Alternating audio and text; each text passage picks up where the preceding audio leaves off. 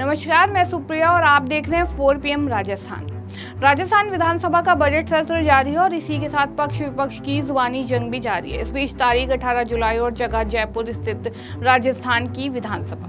जैसे ही पूर्व मंत्री और कांग्रेस के कद्दावर नेता हरीश चौधरी ने बजट भाषण पर बोलते हुए ओम प्रकाश वाल्मीकि की कविता ठाकुर का कुआं पढ़ना शुरू किया, वैसे ही विधानसभा में हंगामा मच गया।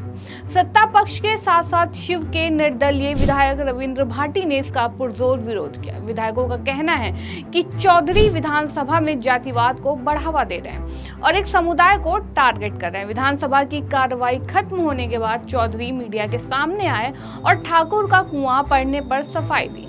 चौधरी का कहना है कि मैंने हक की बात की है और वही लोग इसका विरोध कर रहे हैं जो इस सोच के हैं। आरोप प्रत्यारोप के बीच राजस्थान के सियासी गलियारों में ये सवाल उठ रहा है कि आखिर चौधरी जैसे सीनियर नेता विधानसभा में ठाकुर का कुआं क्यों पढ़ रहे हैं? क्या यह कोई रणनीति है या सियासी मजबूरी? आपको बता दें कि बजट अभिभाषण पर बोलते हुए पूर्व मंत्री और वयातु से विधायक हरीश चौधरी ने कहा कि इसमें सिर्फ राजा रजवाड़ों की बात की गई है, गरीब लोगों के लिए बजट में कुछ नहीं है।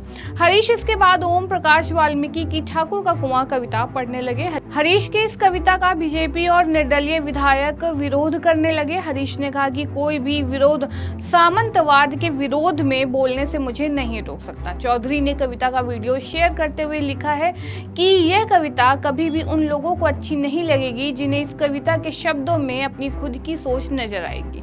पहले बात रणनीति की करते हैं। क्या चौधरी ने 2028 की लकीर खींच दी है?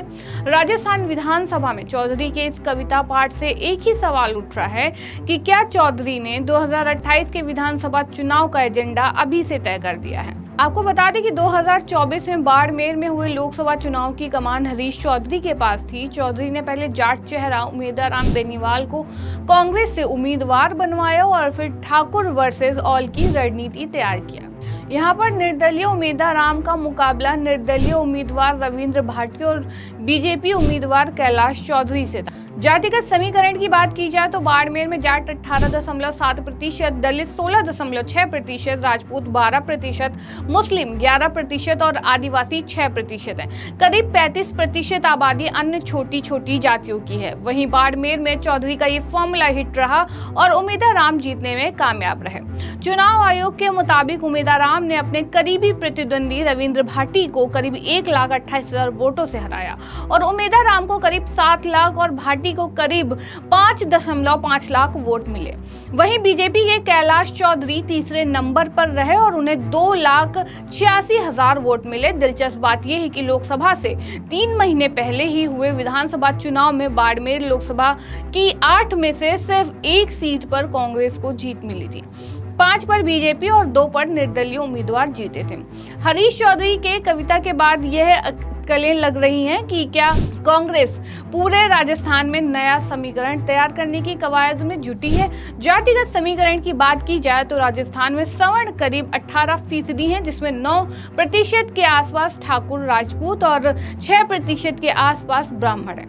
वहीं राज्य में ओबीसी 40% के आसपास हैं, जिनमें 12% जाट, 5% गुर्जर और 2% यादव शामिल हैं। राज्य में दलितों की आबादी 18% है और आदिवासियों की 13%। बता दें कि वर्तमान में बीजेपी के प्रदेश इकाई में सवर्ण नेताओं का दबदबा है।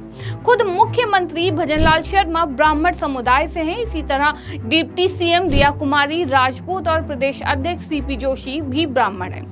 बता दें कि सीएसडीएस के मुताबिक 2023 के विधानसभा चुनाव में कांग्रेस को सवर्ण समुदाय का 33% वोट मिला था, जो 2024 के चुनाव में घटकर 26% हो गया। दलित वोट भी कांग्रेस को 2023 के विधानसभा चुनाव के मुकाबले 2024 के लोकसभा चुनाव में कम मिले हैं। वहीं 2023 में कांग्रेस को दलितों का 48% वोट मिला था, जो 2024 में घटकर 40% हो गया। हालांकि कांग्रेस को ओबीसी और आदिवासियों के वोट में 2023 के मुकाबले 2024 में जमकर मिले हैं। 2023 में 33% ओबीसी ने कांग्रेस को वोट दिया था, जो 2024 में बढ़कर 39% हो गया। इस तरह 33% आदिवासियों ने 2023 में कांग्रेस के पक्ष में मतदान किया था। ये 2024 में बढ़कर 40% पर पहुंच गया।